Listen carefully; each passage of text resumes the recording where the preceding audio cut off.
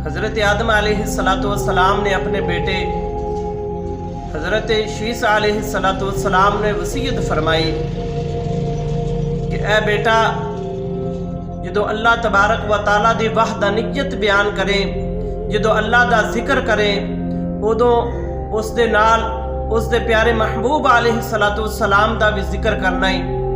तो हज़रत शीस अलैहिस्सलाम ने पूछा, अब्बा जान वो कौन ने? तो जनाब हज़रत आदम अलैहिस्सलाम ने इरशाद फरमाया कि ए बेटा, ये वो हस्ती है कि जिस दे सदके मेरी अल्लाह तबारक व तआला ने तौबा कबूल फरमाई। जो मैं जन्नत दे अंदर गया तो मैं जन्नत दे दरवाजे दे उत्ते उसका नाम मैं लिखा होया पाया, अल्लाह इलाहा इल्लल्लाहु मुहम्मदुर रसूलुल्लाह। जन्नत के अंदर जड़े दरख्त ने, हर दरख्त दे हर पत्ते दे उत्ते मैं उसका नामे नामी इसमें ग्रामी लिखा होया पाया। और जन्नती जड़ियाँ हूरा ने उन्हां दियां पेशानियां दे उत्ते मैं नामे नामी इसमें ग्रामी लिखा होया पाया। जन्नती फरिश्ते ने जड़े उन्हां दे पेशानियां दे उत्ते मैं ये नामे नामी इसमें ग्रामी लिखा होया पाया। जन्नती महल ने जड़े हर जन्नत दे महल दे उत्ते मैं ये नाम लिखा होया पाया। ए बेटा, ये बड़ी मुकद्दस हस्ती है। ये जिक्र अल्लाह तबारक व तआला दे जिक्र दे नाल उन्हां दा जिक्र करना है, क्योंकि जन्नती लोगां दा भी यही वजीफा सी, ला इलाहा इल्लल्लाहु मुहम्मदुर रसूलुल्लाह।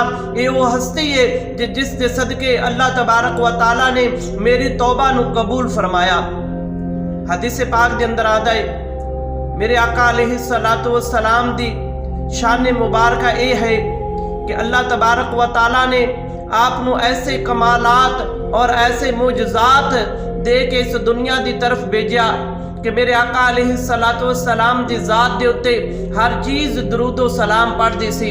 रवायत के अंदर आंदा है कि एक दिन अबू जेल दा बेटा अकरमा बिन अबू जेल आका अलैहिस्सलाम दी बारगाह के अंदर आया, आके कहने लगा कि ए मोहम्मद बिन अब्दुल्ला, अगर आओ सामने वाला जड़ा पत्थर है वो तेरे को आके तेरे उत्ते दुरूद सलाम पढ़ जाए तो मैं कलमा पढ़ के मुसलमान हो जावांगा।